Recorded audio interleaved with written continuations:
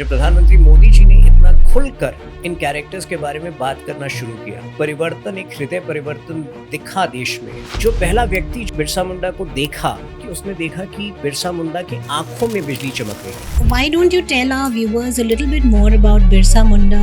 सिर्फ 25 वर्ष की आयु में उनको मौत के घाट उतारा गया था। उन्होंने इतना कुछ अनुभव किया था जो आमतौर पे कोई इंसान 75 वर्ष में करता है। तो 1890 में जब 15 वर्ष की आयु में अपने गांव में वापस गए, आप समझ सकती हैं कि जो लोग उनसे इतनी आशाएं जता रखे थे, अचानक उनकी नजर में वो एक लूजर के तौर पे देखे जाने लगे। तो जब नॉर्थ ईस्ट की किताब पे हम लोग काम कर रहे थे, तो in fact in the last 5 years पहली बार त्रिपुरा के असेंबली में और नागालैंड के असेंबली में नेशनल एंथम गाया गया। Nagaland in fact used to have prominently display its own flag. जहाँ तक कश्मीर का सवाल है, देखिए कश्मीर आर्टिकल 370 के निरस्त होने के बाद कभी कश्मीर की समस्या वो जटिल रूप ले ही नहीं सकती है। Why is this revival important? India हमेशा से एक डेमोग्राफी वॉर फेस करता है। आज भी जब राहुल गांधी इंसिस्ट करते हैं कि India is a union of states, he does that with very malafide intent. He goes to Manipur, whereas, our Prime Minister is not paying attention. You've been writing for about 2 decades now, and I have seen a clear shift from your initial days of writing to, focusing more towards the highlighting and bringing out stories from the tribal areas, especially of the forgotten heroes, of the warriors, of the first set of revolutionaries. And right from your book, The Legend of Birsa Munda, to your, the great tribal warriors, to Sidhu Kanu, if I'm pronouncing it correctly. And even the more recently, if you look at it in the Northeast, Modi's Northeast story, you mentioned Lachit Borphukan. So there are parts in your book, especially even the new one, there are sections, or the entire book is dedicated to stories of these lives that have been lived, who have fought and that have been lost in the history. What was the reason for you to, bring these stories out? What is the need to bring these stories out, if I may ask? Lipika ji, मुझे लगता है कि आज से 10 साल पहले तक we had a very elitist approach towards our historical characters. So we, और वो कांग्रेस पार्टी की देन थी एक प्रकार से। तो जब आज़ादी के संघर्ष की बात आती थी, तो हमें लगता था कि नेहरू गांधी के अलावा कोई नहीं है। I think 2014 marked a very clear shift in the way we viewed our history. And I think जो एक प्रकार से इनजस्टिस की गई थी बहुत सारे हिस्टोरिकल कैरेक्टर्स के साथ, उसको सुधारने का एक प्रोसेस शुरू किया गया। तो स्वाभाविक है कि जो व्यक्ति वीर सावरकर के खिलाफ अनाप शनाप कहता है, स्वाभाविक है कि वो ट्राइबल वॉरियर्स के बारे में तो और भी शायद ज़्यादा अनाप शनाप कहे। Of course. और इसलिए बहुत ज़रूरी था कि we dispel the notion that our freedom movement was not the fiefdom of any one particular ideology, political ideology. It did not belong to any one political party, and it predated the formation of the Congress Party in 1885 by a good 102 years. तो I think जब पूरे देश में ये एक narrative resetting चल रही थी, मुझे लगा कि मुझे भी इसमें एक योगदान देना चाहिए। जहाँ तक बिरसा मुंडा का सवाल है, I have grown up in a place called Jamshedpur, which is basically some 60-70 kilometres from the epicentre of his revolution. तो बड़े होते वक्त जो है, जब स्कूल में जाता था, शहर में जगह जगह जो है बिरसा चौक होता था, बिरसा नगर होता था। लेकिन जब भी बिरसा मुंडा के बारे में जानने की कोशिश करता था, तो जानकारी, प्रारंभिक सोर्सेज ऑफ इंफॉर्मेशन जो थे वो बहुत सीमित थे।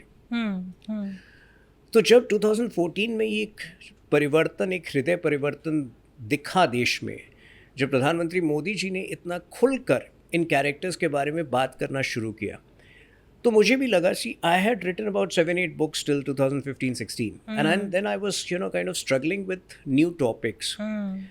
तो मैं एक आर्क चाहता था और एक ट्रायलॉजी के रूप में मैंने बिरसा मुंडा के बाद the great tribal warriors of Bharat और उसके बाद सिद्धू कानू को चुना। इन तीनों में मेरे साथ बड़े काबिल को ऑथर्स हैं, because I was progressively getting immersed in politics and I also figured out that I am a good, in terms of structuring, I can structure a book very quickly. But then when it comes to writing, if I were to write these books myself, probably, only one would have come out by now, or each book would have taken 2 to 3 years. So that way I wanted to multiply myself, and that is how the 3 books came out. Interesting. Why don't you tell our viewers a little bit more about Birsa Munda, especially the young people watching this show? देखिए, बिरसा मुंडा ने सिर्फ 25 वर्ष की आयु में उनको मौत के घाट उतारा गया था। Correct. बहुत ही संदिग्ध तरीके से उनकी मौत हुई थी रांची के जेल में। लेकिन उन 25 वर्षों में मेरे ख्याल से उन्होंने इतना कुछ अनुभव किया था जो आम तौर पे कोई इंसान 75 वर्ष में करता है। तो बचपन में जब वो पैदा हुए थे तो उनका परिवार जो था बंधुआ मजदूर परिवार था, तो हर 6 महीने जो थे, जब मजदूरी पूरी हो जाती थी तो वो अपना जगह बदल देते थे। तो कई सारे छोटे छोटे गांव जो हैं, गाँव में उनकी अपब्रिंगिंग हुई। उसके बाद 11 वर्ष की आयु में, उस समय धर्मांतरण जो था एक बहुत बड़ी समस्या हो गई थी। ये पूरा इलाका जो है वो बंगाल, उस वक्त अर्स्टवाइल बंगाल में आता था। बंगाल के बाद वो एरिया जो है in the early part of the 20th century that became part of Bihar, and then in 2000 it became part of Jharkhand. तो और धर्मांतरण का एक छोटा सा मैं आपको हिस्ट्री बताऊंगा कि अराउंड 1850s जो ब्रिटिशर्स हैं, और ख़ास तौर पे ब्रिटिशर्स जो अपनी प्रताड़ना दूर दराज के क्षेत्रों में एक्सिक्यूट करने के लिए उनके पास 2 साधन होते थे। एक था आर्थिक प्रताड़ना, विच इज़ फाइनेंशियल सब्जुगेशन। ये वो इम्प्लीमेंट करते थे थ्रू ज़मींदार्स, और अक्सर जो है ज़मींदार उस इलाके में जो है वो प्रो ब्रिटिशर्स होते थे। तो जब ज़मींदारों को बड़े टारगेट्स दिए जाते थे, रेवेन्यू टारगेट्स दिए जाते थे, स्वाभाविक है कि वो उन रेवेन्यू टारगेट्स को रियलाइज़ करने के लिए लैंडलेस जो लेबरर्स होते थे, जो आदिवासी होते थे, उनको एक्सप्लॉइट करते थे। अराउंड 1850s अंग्रेज़ों को लगा कि सिर्फ आर्थिक प्रताड़ना काफ़ी नहीं है। और एक योजना के तहत उन्होंने विदेश से मिशनरीज़ को लाकर सेटल करना शुरू किया रांची के आसपास के इलाके में। And they were given specific targets कि आपको हर साल जो है 10,000 आदिवासियों को कन्वर्ट करना है। तो जर्मन मिशनरी जो थी, पहली मिशनरी थी जो कि रांची के आसपास स्थापित हुई थी। तो 1875 में जो बिरसा मुंडा का जन्म हुआ था, लगभग पिछले 20 वर्षों से धर्मांतरण चल रहा था। और हर परिवार जो है ये एक दुविधा, हर गरीब परिवार इस दुविधा में होता था कि देखिए, they were giving benefits, free education, they were giving a good life, but then they expected to buy out the loyalty कि आप अपना अस्तित्व जो है हमें बेच दीजिए। तो काफ़ी विचार विमर्श के बाद बिरसा मुंडा के भविष्य को ध्यान में रखते हुए परिवार ने तय किया कि बिरसा मुंडा को एक मिशनरी स्कूल में एडमिट किया जाएगा, which was a good 100 kilometers away from the house in Chaibasa, in a place called Chaibasa, which is again a part of South Jharkhand today.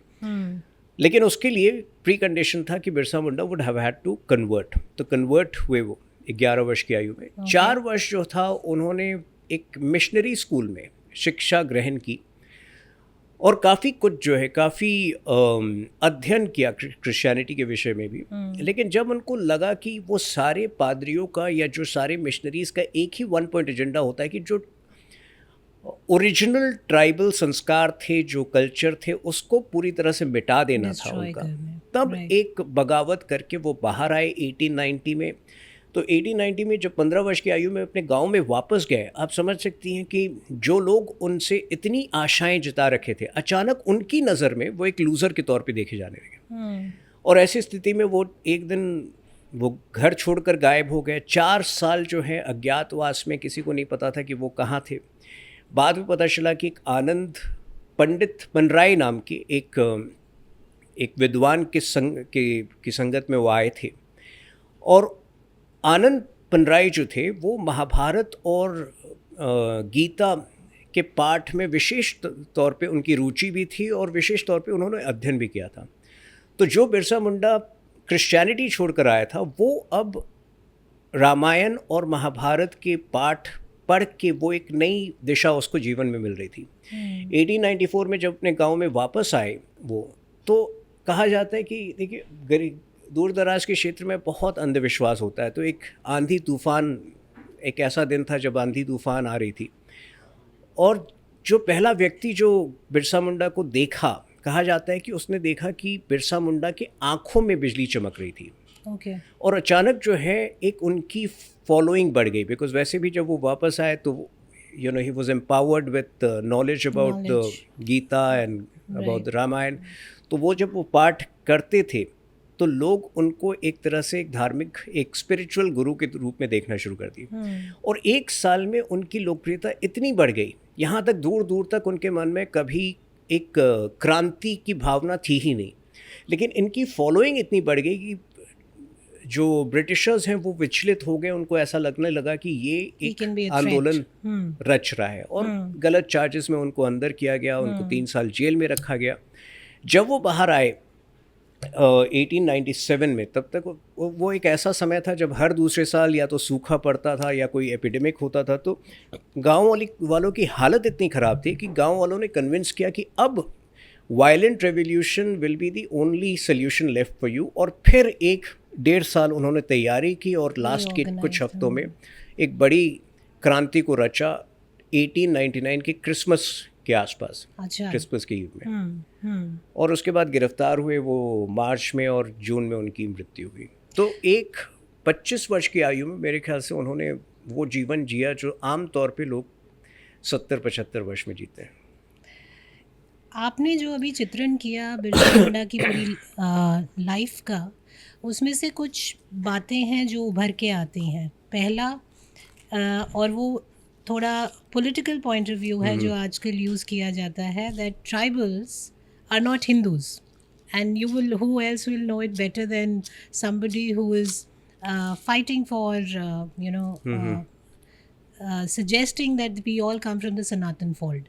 So आपने जो बात कही कि he was prolific in Ramayana and he Gita पाठ करते थे, और उन्होंने जो है उनका ज्ञान एक्चुअली हिंदू उससे आया, विचारधारा से। लेकिन किताब वैसे भी अगर देखा जाए तो tribals follow, they pray to the nature. सूर्य उनके ईश्वर हैं। Shaivite, in fact from your books we come to know that they also follow the Shaivite philosophy.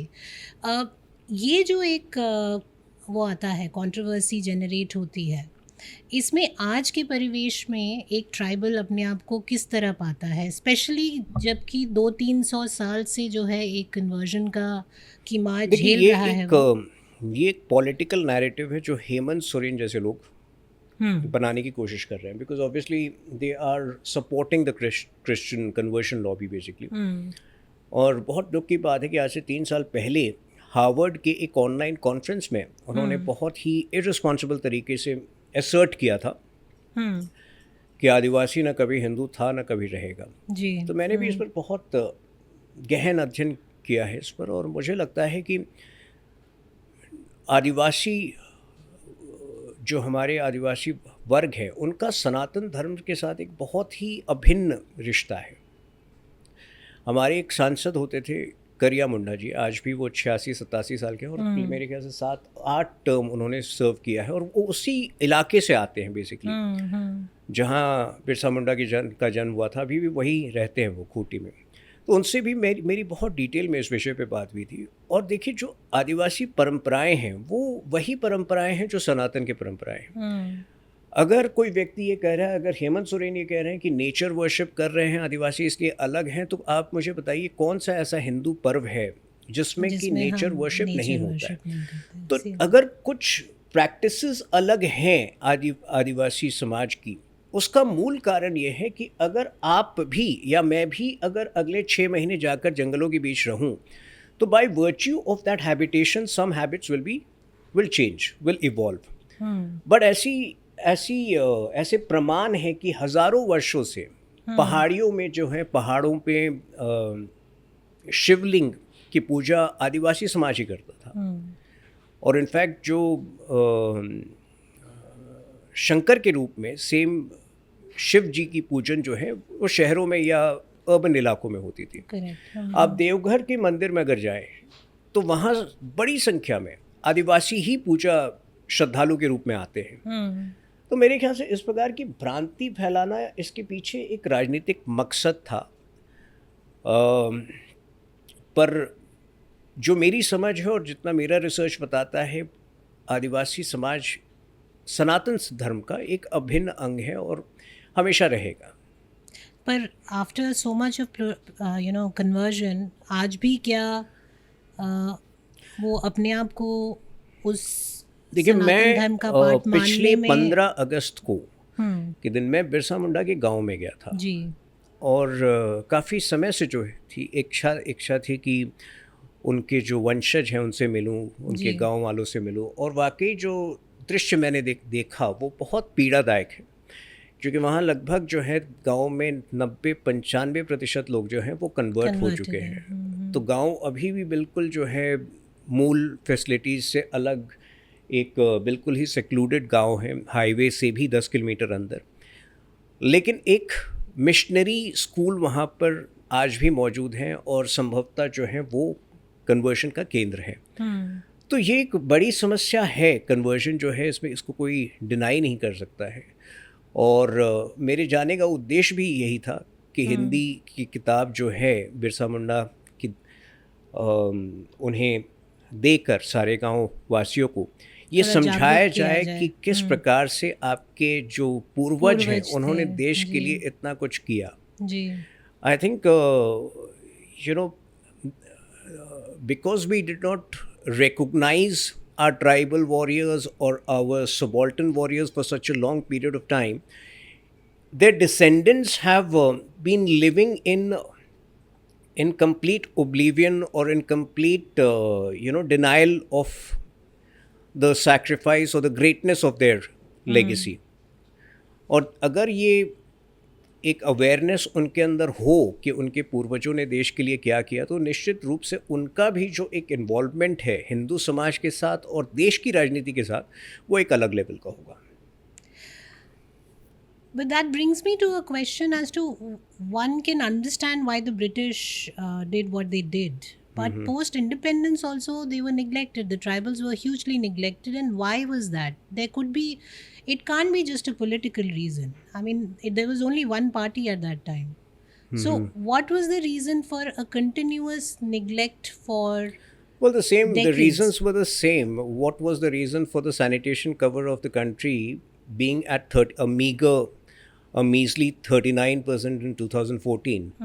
What was the reason for 20 crore houses not having tap water connections? What was the reason for more than 18,000 villages not having basic access to electricity? 50 crore people not having basic access to bank accounts?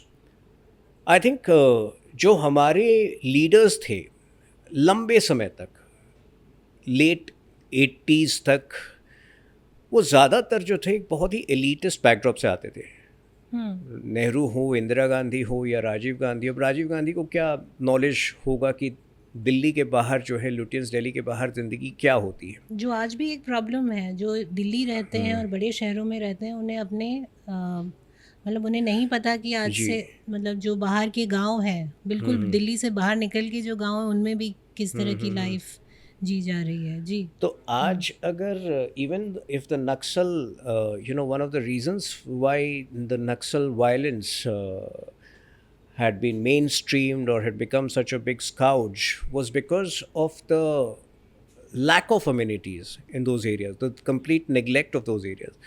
और आज अगर नक्सल violence जो है अपने अंतिम पड़ाव पर हैं या 80% डाउन है from 2014, one of the reasons is also the fact that there are better facilities available in the tribal Hamlet's. तो 24/7 इलेक्ट्रिसिटी होना या टैप वाटर कनेक्शंस होना, ये सब, और सबसे बड़े लाभार्थी जो हैं वो ट्राइबल वर्ग रहा है इसका। अगर हम एक गवर्नमेंट पॉइंट ऑफ व्यू से देखें तो how much is enough for them to get back to their roots? What is the government really doing? I do know that जैसे नॉर्थ ईस्ट में मैंने ये अनुभव किया कि भले ही वहाँ भी काफ़ी हाई कन्वर्जन हो चुका है कुछ इलाकों में, but I do see that the local government is trying to get them back into the fold where they go back to their original practices even if they are converted.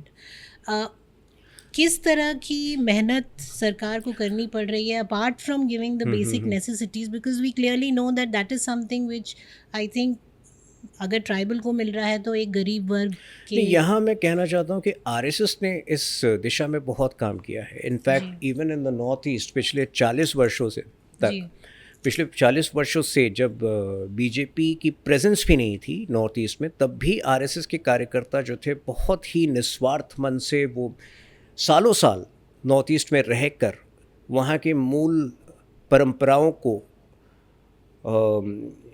जीवित रखने का काम कर रहे थे। तो यहाँ आरएसएस का योगदान जो है वो बहुत महत्वपूर्ण हो जाता है। इनफैक्ट मुझे कोई कह रहा था कि इवन जो चिन्मया मिशन है उसने भी बहुत काम किया है, विशेषकर अरुणाचल के क्षेत्र में। जी। तो बीजेपी का प्रेजेंस जो है इन राज्यों में काफ़ी समय तक जो है नहीं रहा, पर हाँ पिछले 10 वर्षों में जो है असम की जो एक बहुत बड़ी डेमोग्राफी वॉर, और मैं थोड़ा सा मतलब डाइग्रेस कर रहा हूँ because Assam was facing a demography battle of a different nature because of the illegal migration of from Bangladesh. So 30,000 illegal migrants have been sent back in the last few years. Many more will be sent back. तो हमारा हमेशा से ये उद्देश्य रहा है कि जिस जगह भी जो है भारतीय जनता पार्टी को सेवा का अवसर मिलता है, वहाँ की जो है मूल सांस्कृतिक जो वैल्यूज़ हैं उसको हम जीवित रख पाएँ. और आगे भी जो है नॉर्थ ईस्ट में ये निश्चित तौर पर बहुत बड़ी समस्या रही है, because north east is one of the areas which were heavily dominated by the Christian missionaries for the last 100 years. But पहली बार जो है वहाँ पर इनफैक्ट जब नॉर्थ ईस्ट की किताब पे हम लोग काम कर रहे थे, तो in fact in the last 5 years पहली बार त्रिपुरा के असेंबली में और नागालैंड के असेंबली में नेशनल एंथम गाया गया. Nagaland, in fact, used to, have prominently display its own flag, which is not the case anymore.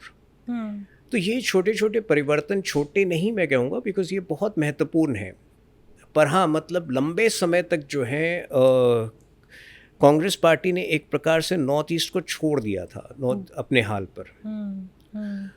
और पर अगर हम ये देखें तो फिर तो झारखंड को भी छोड़ा, और क्योंकि ये सब एरिया हैं जो आज भी माओवादी उससे इन्फ्लिक्टेड हैं. They are inflicted with the Maoist movement and violence.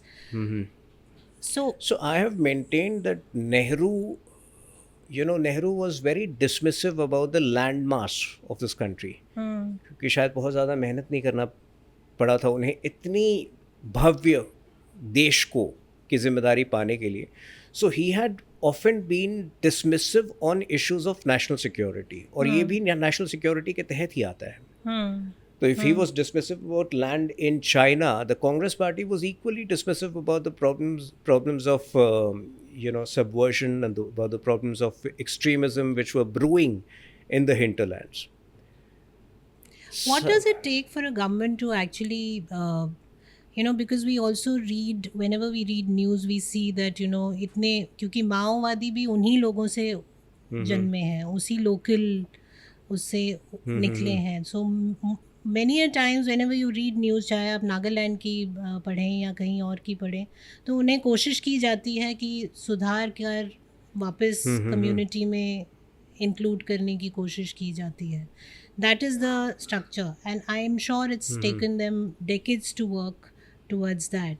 But फिर एक दिक्कत आती है कि इस अपराइजिंग को, जैसे अब हम कश्मीर में भी देख रहे हैं, श्रीनगर में देख रहे हैं, आर्टिकल 370 के हटने के बाद things have improve drastically, but still you continue to face terrorist attacks, and many a times it's being supported by the locals. So इस जो ये एक generational gap आ गया है, because generation after generation after generation they've grown up to an idea of Bharat और India which is alien to them.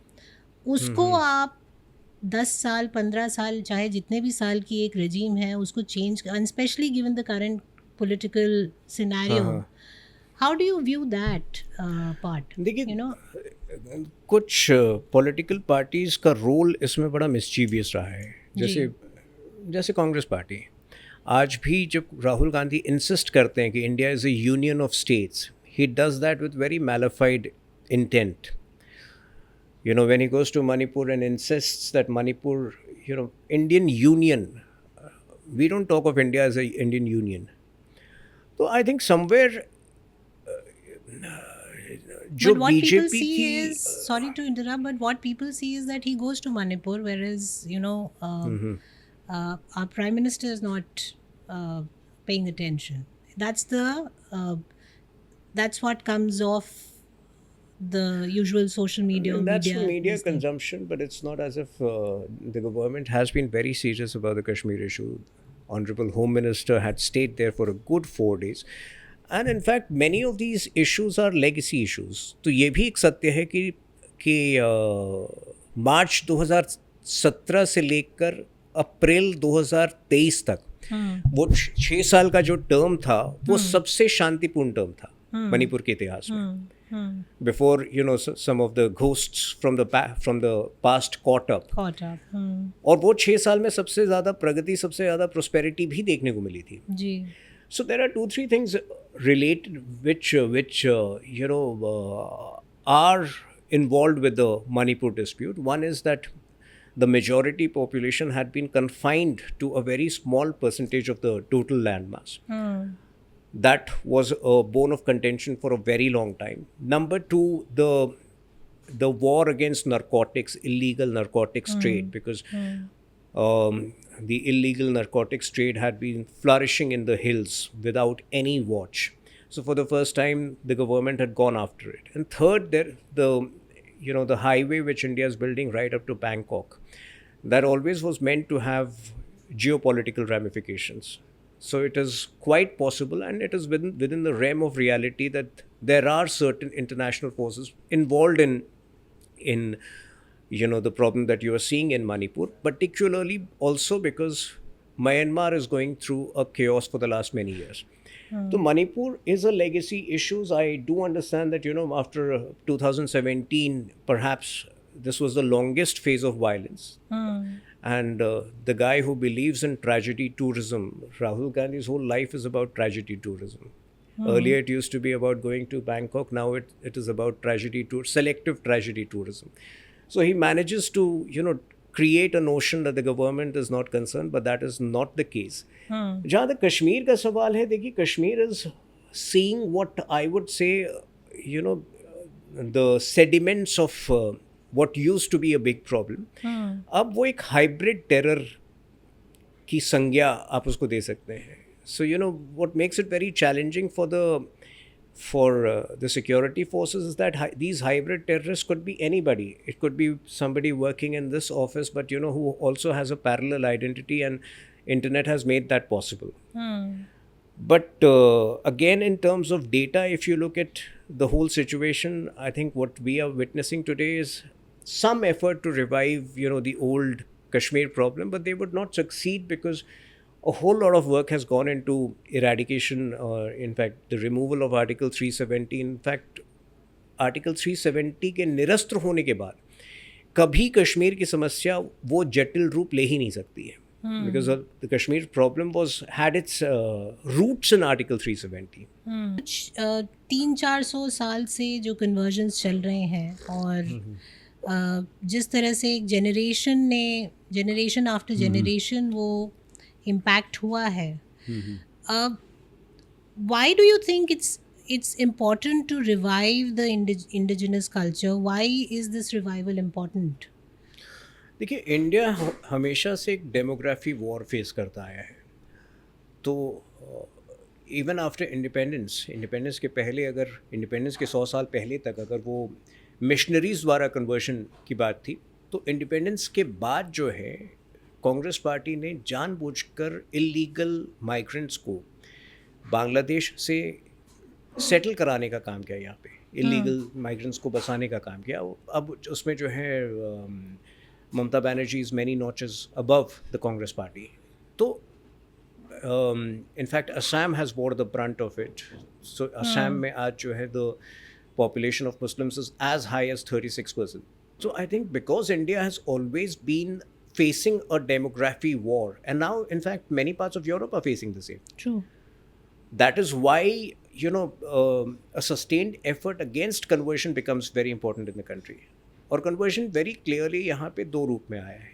एक जो है मिशनरीज के द्वारा, लेकिन उससे खतरनाक जो है वो इलीगल माइग्रेशन का और जो पॉपुलेशन एक्सप्लोजन का है, वो एक उससे बड़ी समस्या आज की तारीख में. तो I think if you look at the Hindu population which has been going down continuously, there has been a good from 84-85%, from 85%, there the Hindu population is now down to 79 point something.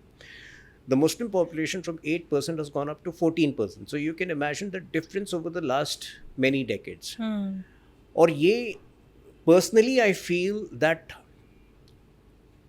National security और भविष्य को सुरक्षित, किसी भी देश के लिए भविष्य को सुरक्षित करने के लिए the demography management has to be very important. In fact Israel throughout has faced a similar demography war between you know the Jews and the Arabs.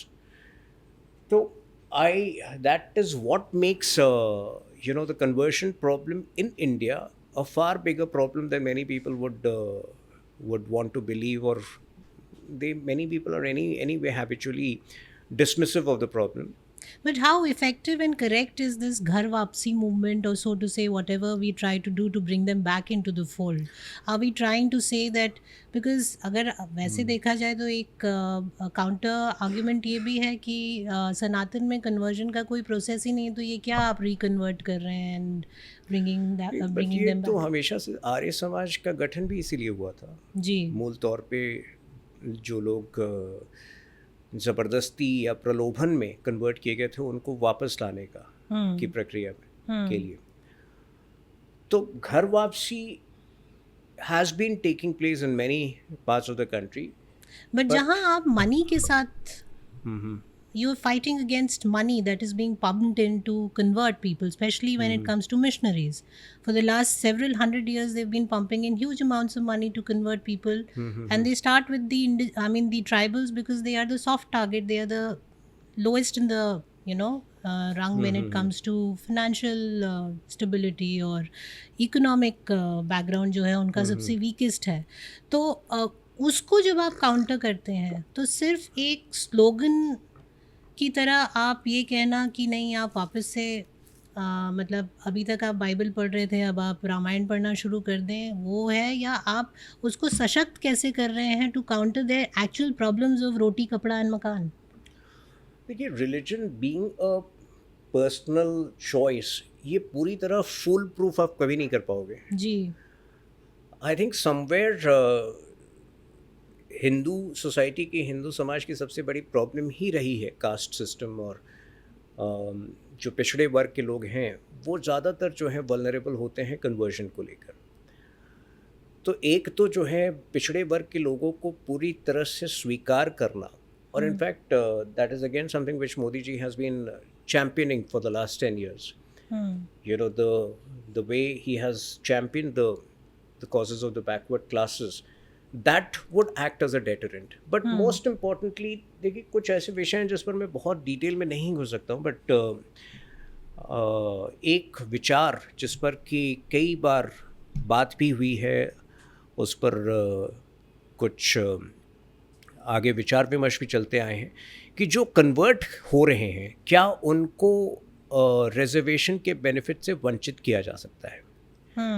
ये इस पर कोई निर्णय नहीं हुआ है, लेकिन ये हमेशा जो है ये विचार. I was about to come to that question. हाँ. That a lot of benefits are being taken by people who तो are अक्सर not falling in the ये SC, ST विषय जो है category, विचाराधीन reserved होता है, लेकिन चूंकि सरकार का इस पर कोई स्पष्ट स्टैंड इस वक्त नहीं है, it would not be fair for me to talk in detail about that, but that is one of the ways I think. बहुत सारी चीज़ें सरकार के इन्वॉल्वमेंट के बगैर जी ज़्यादा आसानी से हो सकती है. For example, I don't know why over the years the Arya Samaj movement tended to fade away. तो अगर आज आर्य समाज का रिवाइवल होता है, अगर आज और सामाजिक संस्थाएं जो हैं आरएसएस की ही तरह और सामाजिक संस्थाएं सक्रिय होती हैं नॉर्थ ईस्ट के क्षेत्र में या अन्य क्षेत्र में जहाँ की कन्वर्जन एक बहुत बड़ी समस्या है. In fact Bengal needs to be at the epicentre of many of these initiatives because Bengal is facing the gravest demography war along with even after producing some of the brightest of nationalistic minds. And that's because over the years Mamata Banerjee has made it very easy for illegal migrants to settle over here. तो in fact Sheikh मेरे ख्याल से TMC का एक unspoken agenda भी है कि हर गांव में एक शेख शाहजहां को पैदा किया जाए. तो आए दिन जो है वहाँ से वीडियोस आती हैं, आपने देखा होगा किस प्रकार से. बट सर अगर इस बात पे मैं एक पॉलिटिकल क्वेश्चन पूछूं एज एन ऑब्जर्वर, अ कीन ऑब्जर्वर, अ क्लोज ऑब्जर्वर, तो हम जो पावर में हैं उनको भी सिर्फ कंप्लेंट करते देखते हैं, कोई एक्शन लेते नहीं देखते हैं. एक्शन हुआ है, ऐसा नहीं है कि एक्शन नहीं हुआ है. शेख शाहजहां अगर का पकड़ा जाना, और आपने देखा है कि किस तरह से ममता बनर्जी ने लगभग 2 महीने तक उसको सीबीआई के गिरफ्त से छुपाया था.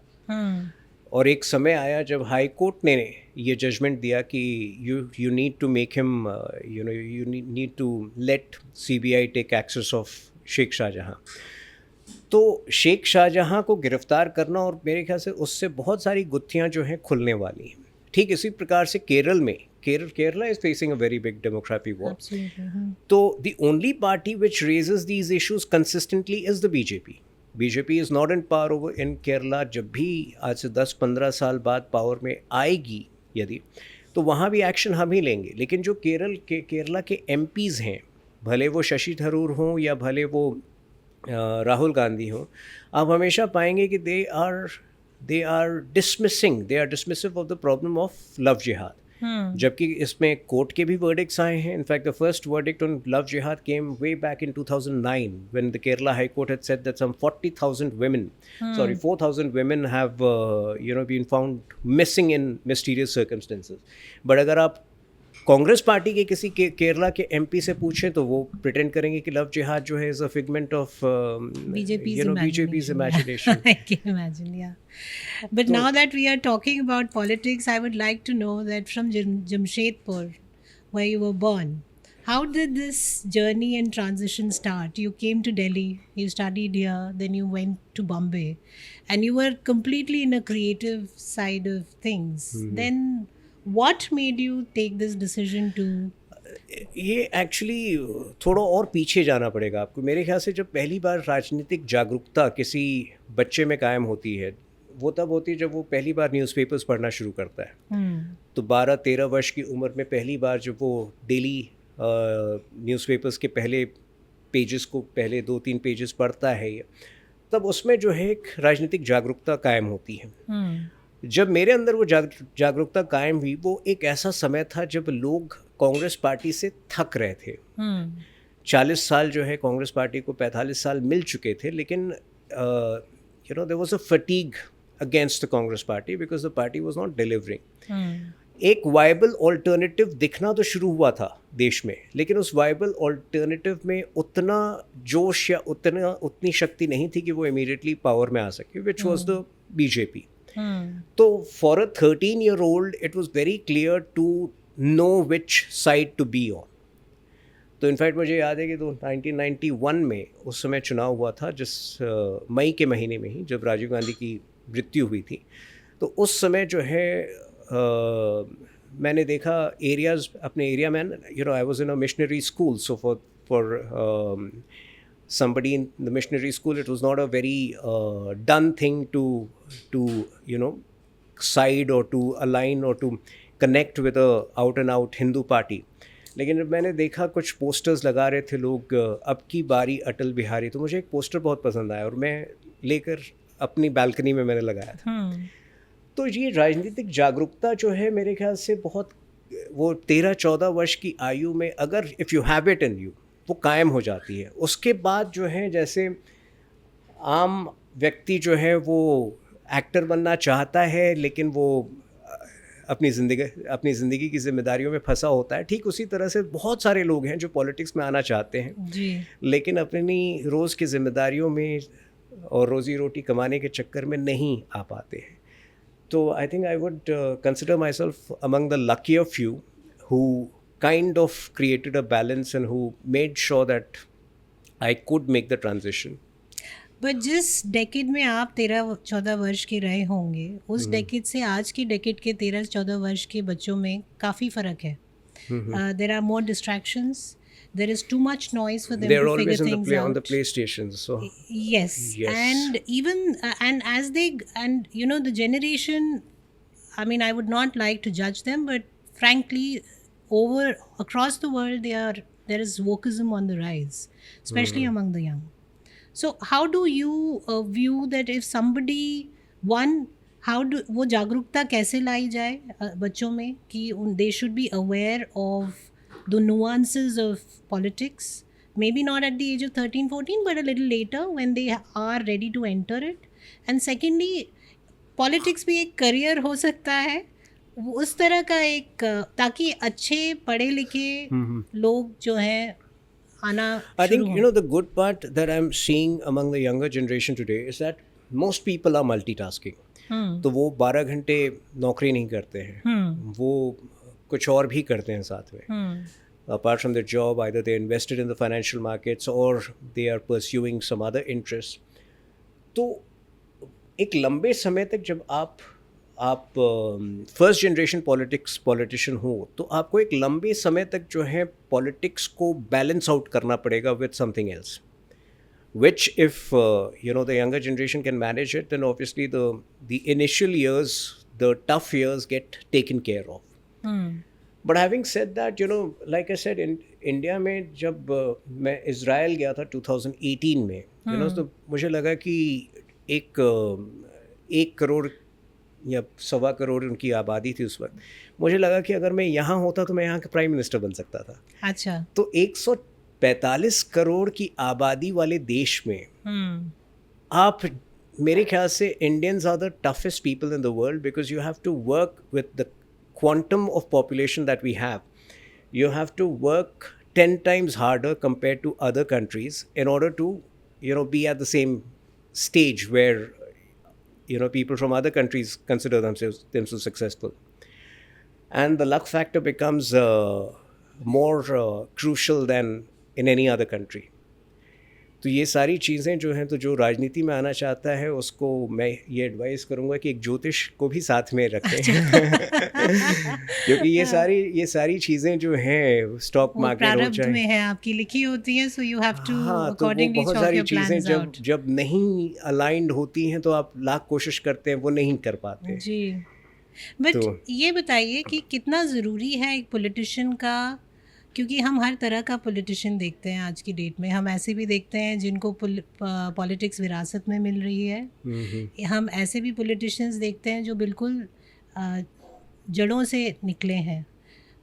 आपकी तरह पॉलिटिशियंस हैं जो फर्स्ट जनरेशन पॉलिटिशियंस हैं. There are politicians who have had generations in, they've been born in the political families. कितना ज़रूरी है अपनी जड़ों से जुड़े रहना for being able to make a dent? I'm not just talking about, you know. बहुत ज़रूरी है, क्योंकि जो व्यक्ति नहीं जुड़ा था उसको आपने देखा है कि 2014 से 24 के बीच कांग्रेस पार्टी का जो बालक बुद्धि है उसको इस देश ने सज़ा दी थी जी. तो आपको जुड़ा होना जो है बहुत ज़रूरी होता है आपके लिए.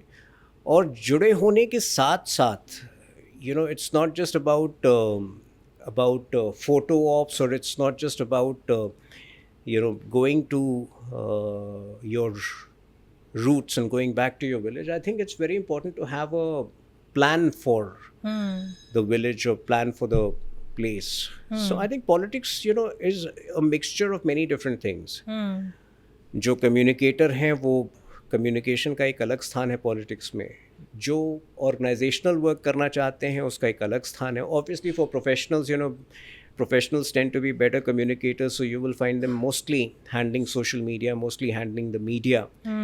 But in fact they do a good job as treasurer of the party if the person has a financial background. But जो toughest job है वो 24/7 संगठन का होता है, because संगठन को मजबूत करना जो है वो आप बगैर उसमें पूरी तरह इन्वॉल्व हुए नहीं कर सकते. And that is where I think most professionals lose patience, because they don't have the patience to be around 24/7 and just go through the grind without results coming in.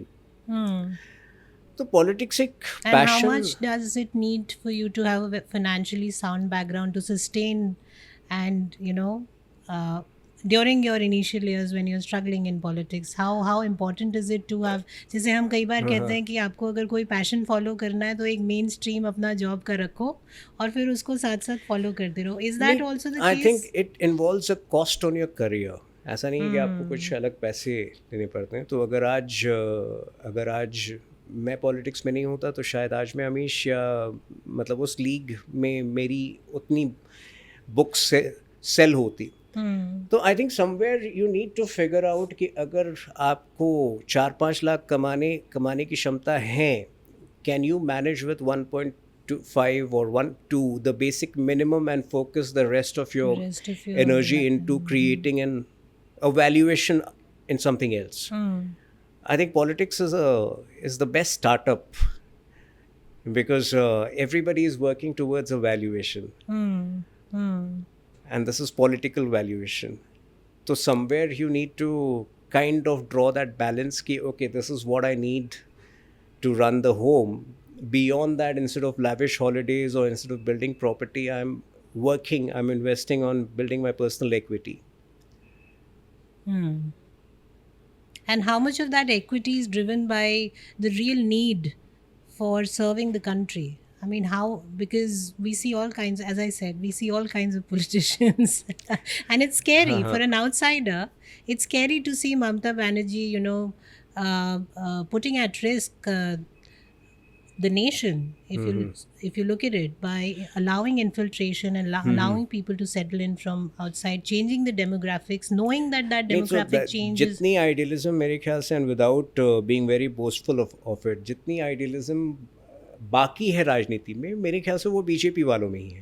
Because जब आपके प्रेरणा स्रोत जो हैं वो आदि शंकराचार्य हों, या जब आपके प्रेरणा स्रोत श्यामा प्रसाद मुखर्जी हों या दीनदयाल उपाध्याय हों, जिन्होंने अपने पूरे जीवन को त्यागा और जो बेनिफिट्स उनको सरकार में रह के, Shyama Prasad Mukherjee was also the steel minister under Nehru. He could have easily जैसे कांग्रेस पार्टी का मोटो है to enjoy power without responsibility, he could have enjoyed power. But I think BJP comes with a different work culture. I have closely observed the working of different ministers in the last 10 years.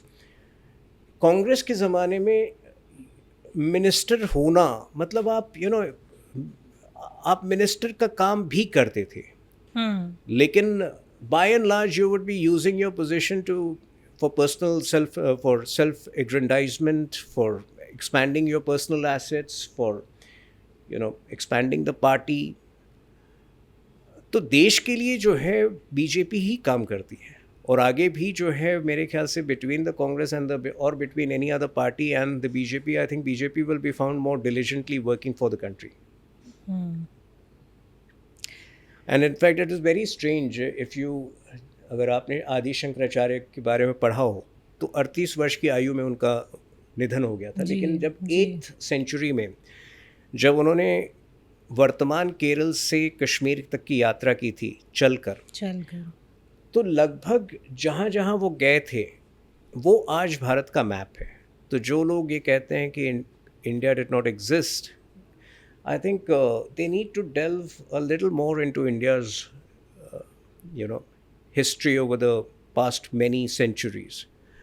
And I think India is truly a spiritual nation, which these people would not understand. Because ये लोग imported brains हैं. One question that arises from it is, and that takes us a little back into the discussion that we were initially having about the forgotten heroes. हमने देखा एक new education policy के नाम पे हमने एक नया एफर्ट देखा है गवर्नमेंट का. What is happening in that? Because we don't see too much happening on ground in terms of really including the stories that was the idea behind it. I believe that, you know, the education should be imparted. Over a period of time definitely वो हो रहा है जी. In fact क्या नाम हटा देने से हम हिस्ट्री में से अगर हम कुछ ऐसे पात्रों का नाम हटा दें तो that is also according to me not right, because so in fact if you ask me, for me the 3 books Birsa Munda, the idea was never to confine them to books, so there is a much larger plan going ahead जो मैं तब execute कर पाऊंगा जब मेरे पास भी जो है थोड़े और powers हों. But ideally I would want to see a Birsa Munda leadership conclave in London, कि जब आप अंग्रेजों की भूमि पर जाकर उनको बताएं यू नो कि ये एक योद्धा था जिन्होंने आपके जो है बड़े बड़े योद्धाओं को मात दिया था. Somewhere I think you know the management, it's very strange, but Subhas Chandra Bose ने एक प्राइवेट आर्मी का निर्माण अंतर्राष्ट्रीय स्तर में किया था लगभग 1941-42 में. बिरसा मुंडा ने वही काम 1999 में किया था एक सीमित इलाके में, जनजातीय इलाके में. 1800 में he created a private army which took on you know the might of the Britishers. So is it possible that somewhere Subhash Chandra Bose, because you know 200 kilometre की दूरी पे दोनों का कार्य क्षेत्र था, was he inspired by that? must have been inspired by stories. So ये सारी चीज़ें जो हैं वो तब लोग इस पर और गंभीरता से अध्ययन कर पाएंगे जब ये कोर्स बुक्स में शामिल हो. In fact that's one of the things which I am working on, because Birsa Munda का एक चिल्ड्रंस वर्जन अभी आ रहा है. You know I have as a it's a franchisee model which I'm creating, so someone else is writing it but I would be presenting the book as a co-author.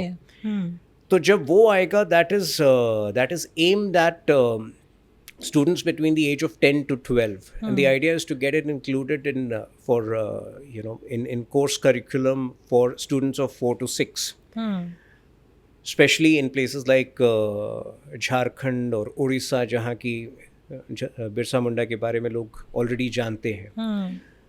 तो over a period of time ये चीज़ें होंगी. National education policy में और भी चीज़ें हैं, जैसे पहली बार जो है वो आप मेडिकल की पढ़ाई अपनी भाषा में कर सकते हैं. उसके एडवांटेजेस भी हैं, एडवांटेज ज़्यादा हैं compare to disadvantage, but I think over a period of time ये सारी चीज़ें होंगी, हो रही हैं. It's work in progress. Okay. But things like education, you know, the results can't be identified in such a tangible way so quickly. So it takes its own time. थोड़ा सा और डिटेल में बात करेंगे झारखंड पे. Jharkhand from being part of erstwhile Bengal presidency to being part of Bihar to now being an independent state. I read your comment in your article where you were quoted saying that Jharkhand is going to lead the economic growth of the country. How? मैं उस समय pitch कर रहा था for a Lok Sabha constituency. नहीं, but how do you view that happening? Because I do know of a few other people who've been trying from their own areas. कितनी विचित्र बात है झारखंड के साथ, या उस वक्त ऑब्वियसली बंगाल का हिस्सा था, कि जिस वक्त बिरसा मुंडा अपनी आंदोलन रच रहे थे, लगभग उसी समय जो था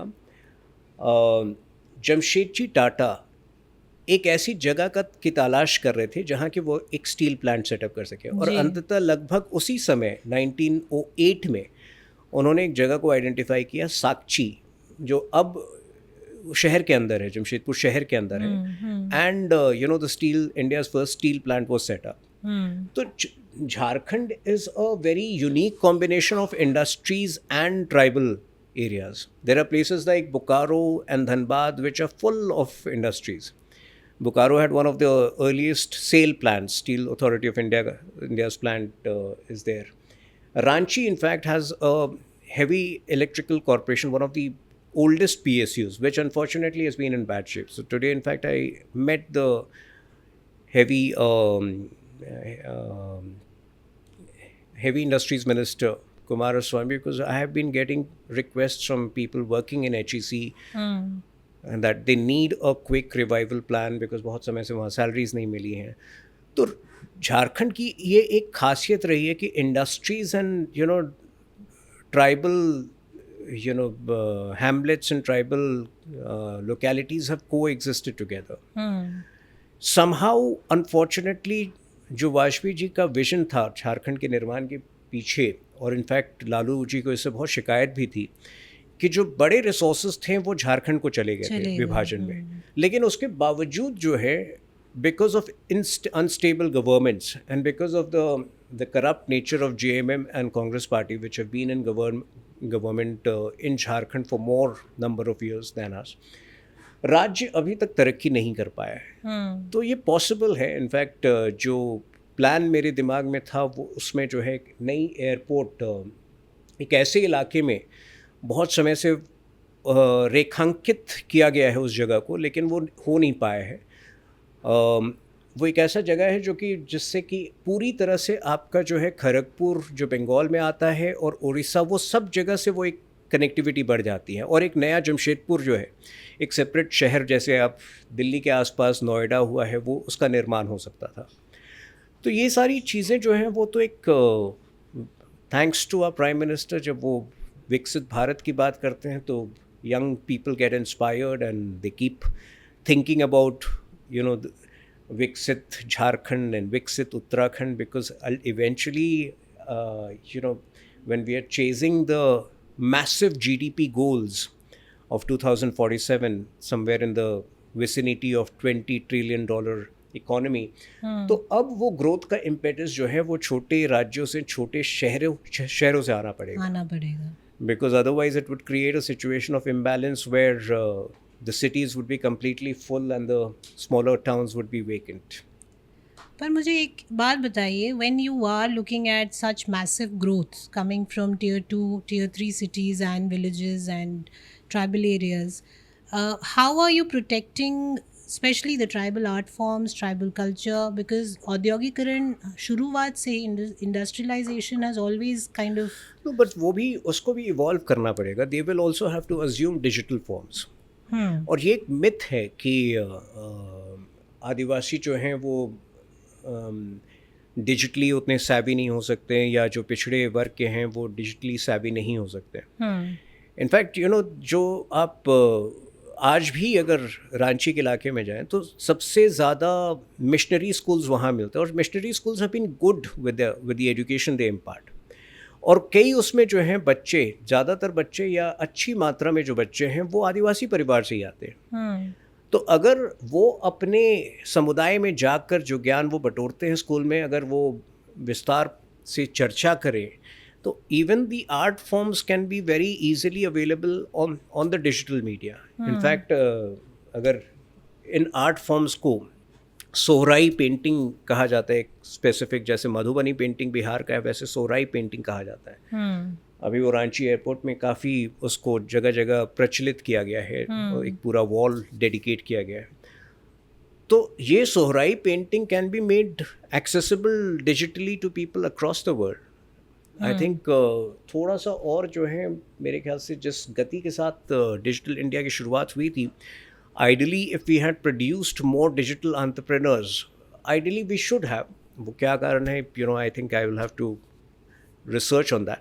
बट आर्ट फॉर्म्स भी डिजिटल मीडिया में अच्छी तरह से ग्लोबली रिक्रिएट किए जा सकते हैं या फैलाए जा सकते हैं. So Tuhinji, we need to talk a little bit more about politics, and a very important question that has also been raised in the parliament again and again and has been rubbed in is losing Ayodhya in the elections. Tell us what went wrong, what happened, what went wrong in UP, and especially a seat where जहाँ राम को लाए थे उन्हीं को जो है वहाँ से सीट नहीं मिली। देखिए, ये कहना गलत होगा, क्योंकि ये जो लोग कह रहे हैं वो वही लोग हैं जिन्होंने 2007 में एक एफिडेविट डाली थी सुप्रीम कोर्ट में कि भगवान राम एग्जिस्ट ही नहीं करते। तो अब जब ये कह रहे हैं कि आपको भगवान राम के स्थान पर आप हारे हैं, तो कम से कम अब भगवान राम में उनकी आस्था तो आ गई। दूसरा, ये जो एरिया है फैज़ाबाद का, वो केवल बीजेपी ने 2 बार जीता है, 2014 और 2019 में, और अभी भी जो अयोध्या का असेंबली सेगमेंट है वहाँ हमारी जीत हुई है। दूसरा, जो चुनावी जीत या चुनावी हार होती है वो टेम्पररी होती है, लेकिन जो लोग इस तरह की बाहियात बातें कर रहे हैं उनका जो लॉस ऑफ कैरेक्टर है वो बड़ा परमानेंट है। जब वो भव्य मंदिर को देखते हैं अयोध्या में, तो जो स्लीपलेस नाइट्स या जो डिप्रेशन उनके अंदर होता है वो बड़ा परमानेंट है। तो मुझे नहीं लगता है कि इस तरह की बातें करनी चाहिए। भगवान राम का नाता जो है इस देश के हर एक व्यक्ति के साथ है जी। भगवान राम मर्यादा के प्रतीक है, धर्म के प्रतीक हैं, और जिन लोगों ने कभी धर्म या मर्यादा को फॉलो नहीं किया है वो आज भगवान राम की दुहाई दे के कहते हैं कि आप अयोध्या में हारे। मेरे ख्याल से ये उनकी जो है ऊंची मानसिकता को प्रतिबिंबित करता है। तो मुझे नहीं लगता है कि यूपी में देखिए निश्चित रूप से हमारी परफॉर्मेंस अपेक्षा के अनुकूल नहीं हुई। 33 सीट्स हुए हैं, और उस as a party which works 24/7 बहुत लेवल्स पे जो है इस पर विचार किए जा रहे हैं, गंभीरता से अध्ययन किया जा रहा है, समीक्षा की जा रही है। I think we will fight back. जो मैं आपसे पहले कह रहा था कि आज के युग में सेकेंड टर्म पाना भी इंक्रीजिंगली मुश्किल होता जा रहा है, because the very nature of social media is to fan outreach, to manufacture outreach. ऐसी स्थिति में तीसरी बार जीतना, हालांकि मेजॉरिटी निश्चित रूप से कम हुआ है, वो अपने आप में एक बड़ी उपलब्धि है। और मुझे लगता है कि जो लोग 99 सीट को लेकर इतने बौखला गए हैं, या मतलब मैंने तो पहली बार कोई पॉलिटिकल पार्टी को विश्व में देखा है जो पिछले 5 हफ्ते से अपने हार का जश्न मनाती जा रही है। तो ऐसी पार्टी जो विशेष कर अपने लोगों को, जब प्रधानमंत्री स्पीच दे रहे थे पार्लियामेंट में, उस वक्त ढकेलती है वेल ऑफ द हाउस में कि आप प्रधानमंत्री के स्पीच को बाधित करिए। ऐसे लोग जो आर्मी को लेकर भ्रम फैलाते हैं, और ऐसे लोग जो केवल और केवल त्रासदी पर्यटन में यकीन करते हैं, ट्रेजेडी टूरिज्म में, ऐसे लोग बहुत जल्दी 99 सीट से वापस वहीं जाने वाले हैं जहां वो 2019 में थे। तो मुझे लगता है कि बीजेपी के सपोर्टर्स को थोड़ा सा इस वक्त ऑप्टिमिस्टिक रहना चाहिए, बिकॉज कंसिस्टेंसी जो है लाइफ में बहुत मायने रखती है, जीवन में भी और पॉलिटिक्स में भी। एक और सवाल है जो थोड़ा हमें जो है परेशान करने वाला सवाल है कि जब एक पार्लियामेंट में खड़े होकर ऑपोजिशन में राहुल गांधी हिंदुओं को उनको he calls names and he says that Hindu aggressive हैं, they are I mean, this whole narrative building started with Bombay attack, where the first time they tried to set a narrative कि Hindu आतंकवाद. It was a Hindu who was creating that terrorist who. So similarly, after that we see a lot of parties in support of Congress or the so-called India गठबंधन जो है, उसमें कई पार्टियों ने हिंदुओं को गालियाँ दी हैं, उनका इरेडिकेशन की बात की है, and then in the V C Bengal में मारा जा रहा है एक पर्टिकुलर। याद दिलाना चाहता हूँ आपको कि ये इस वक्त की कांग्रेस लीडरशिप, जो कंटेम्प्रेरी कांग्रेस लीडरशिप है, उसके आने के बाद ये शुरू हुआ है। नहीं, लेकिन मेरा सवाल थोड़ा अलग है तुहिन जी, कि जब हम देखते हैं कि ये सब हो रहा है और एक हाईएस्ट प्लेटफॉर्म पे जाकर भी एक व्यक्ति यह कहकर ही gets away with it, and there we practically don't see any visible action और रिएक्शन, तो उस समय में as a Hindu we feel disappointed कि हमें कंटिन्यूसली जिसे हमें वहाँ पे जिसको हमारी आवाज़ बनना चाहिए वो शायद उस तरह से उतने इफ़ेक्टिवली हमारी आवाज़ नहीं बन रहा है। तो क्या बीजेपी अपना वो जो एक हिंदुत्व की छवि थी या हिंदूवादी होने की छवि थी उसको कहीं ऐसा है कि they are going a little softer on it, and that नहीं, has ऐसा actually मुझे नहीं led them लगता to है। not देखिए, react the way they should. Hindu bashing has traditionally existed among some parties for a very long time. Absolutely, but तो when you are in opposition, how can you allow and when the party which supposedly stands for Hindus is allowing this bashing to continue and happen? Allowing नहीं कर रहे हैं हम। जहाँ तहाँ जो है राहुल गांधी पे आज मेरे ख्याल से सबसे ज़्यादा मानहानि के दावे और केसेस चल रहे हैं इस देश जी। में। कभी आरएसएस को उन्होंने बदनाम किया, तो कभी सावरकर के खिलाफ कहा, तो बहुत सारे केसेस अभी भी चल रहे हैं। जी। तो एक न्यायिक प्रक्रिया से निश्चित रूप से हम लड़ाई कर रहे हैं इस मानसिकता के खिलाफ। दूसरा जो है, हमारे जो स्टेट में जितने जितने पार्टी यूनिट्स हैं वो सब इनके खिलाफ आंदोलन और जो प्रोटेस्ट हैं वो करती हैं। कहीं ना कहीं मुझे लगता है कि देखिए, हर देश के इतिहास में फेजेस आते हैं। तो समहाउ जो है 2019 में 2024 में मुझे लगता है कि we were taken aback by surprise, because we were very confident after the Ram Mandir Pran Pratishtha that Hindu vote stands consolidated and firmly behind. तो ये जो, और बहुत समय से, पिछले 10 सालों से, जब से कंसोलिडेटेड हिंदू वोट भाजपा का समर्थन करना शुरू किया था, तब से कांग्रेस पार्टी और बाकी पार्टियां जो हैं वो तरह तरह की गंदी हरकतें कर रही थी ये कंसोलिडेटेड वोट को तोड़ने की। और इस बार जो है बड़े पैमाने में पर उन्होंने एक भ्रम फैलाया, एक झूठी धारणा फैलाई कि रिजर्वेशंस ख़त्म होंगे, जिसका कि मेरे ख्याल से सबसे ज़्यादा इम्पैक्ट यूपी में पड़ा है। यूपी पे, और third fourth phases of elections के बाद मेरे ख्याल से ये ज़्यादा विजिबल रहा है। जी। तो निश्चित रूप से जो है फेक न्यूज़ पर एक बड़ा प्रहार होने वाला है, क्योंकि ये दो भाई बहन जो हैं इनको ऐसा लगता है कि केवल झूठ बोलकर आप वोट जीत सकते हैं। वो एक बार पॉसिबल होगा, आगे वो पॉसिबल नहीं होगा। तो मेरे ख्याल से इवन फेक न्यूज़ पेडलिंग को लेकर कड़े कानून भी आएंगे और इनके खिलाफ जो है मुहिम और दुरुस्त की जाएगी। बिकॉज़ जब आप आर्मी के संदर्भ में झूठ बोलते हैं तो आप निश्चित रूप से देश को कमज़ोर करने का काम कर रहे हैं। और मेरे ख्याल से पिछले 2 हफ्तों में जो हरकतें रही हैं राहुल गांधी की, बहुत सारे लोगों ने जिन्होंने वोट किया भी होगा कांग्रेस को, और कुछ लोगों को मैं जानता हूँ, अब वो पछता रहे हैं। अब जो है वो उनको लग रहा है कि हमने किसको वोट किया है, एक ऐसा व्यक्ति को जो कि आर्मी को लेके ही संवेदनशील नहीं है। तो मेरे ख्याल से किसी भी देश के इतिहास में जर्नी में कुछ फेजेस ऐसे आते हैं जहां अचानक आपको लगता है कि in hindsight you think that a lot of things could have been done differently. The good part is that despite the minor setback, the BJP is in power for the third time. The Congress will continue to be in opposition for the third time. और France या UK वाली स्थिति नहीं है यहाँ पे, जहाँ की अचानक जो है वो रेजीम चेंज हो गया है। तो ये 5 साल में आप बहुत सारे ऐसे परिवर्तन देखेंगे जिससे कि वापस से जो है राहुल गांधी और इनके जो चेले चपाटे हैं उनकी असलियत देशवासियों को समझ में आएगी और वापस इनको 2019 भेजा जाएगा। चलिए, on that positive note, thank you so much, Tuhin ji, for giving time to the Indic Pen.